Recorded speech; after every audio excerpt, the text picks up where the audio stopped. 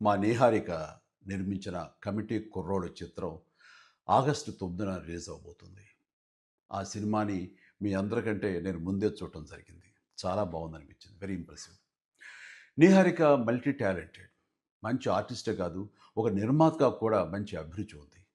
అలాగే latest trends తెలుసుకుంటూ audience టేస్ట్‌కి తగినట్లుగా ఫిల్మ్స్‌ని ప్రొడ్యూస్ చేయటం కూడా తనకు తెలుసని నా నమ్మకం. అంతకుమించి మన తెలుగు ఆడియన్స్ ఎప్పుడు భాషతో సంబంధం లేకుండా ఫ్రెష్ అండ్ ఎగ్జైటింగ్ కంటెంట్ ఏదొచ్చినా సరే చూసి ఆనందిస్తారు, ఆదరిస్తారు. ఈ సినిమా గోదావరి జిల్లాలోని ఒక పల్లెటూరులో 11 మంది స్నేహితుల మధ్య జరిగే కథ. డైరెక్టర్ యదువంశీకి ఇది మొదటి సినిమా. ఈ సినిమాకి స్టోరీ, స్క్రీన్ ప్లే, దర్శకత్వం అన్నీ తానే చేశాడు.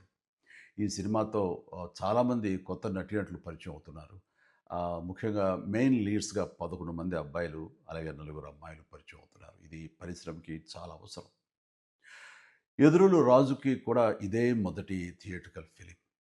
ఇప్పటికే రిలీజ్ అయిన ఈ చిత్రం విజువల్స్‌కి మంచి పేరొచ్చింది. బాగా ఆదరించారు. అనుదీప్ దేవ్ మ్యూజిక్ డైరెక్టర్‌గా అద్భుత విజయం సాధించిన 'హనుమాన్' చిత్రంలో 2 పాటలు చేశాడని తెలిసింది. ఇప్పుడు ఈ 'కమిటీ కుర్రోడు' చిత్రానికి మొత్తం 11 సాంగ్స్ అందించాడు. అన్నీ చాలా బాగా వచ్చినాయి.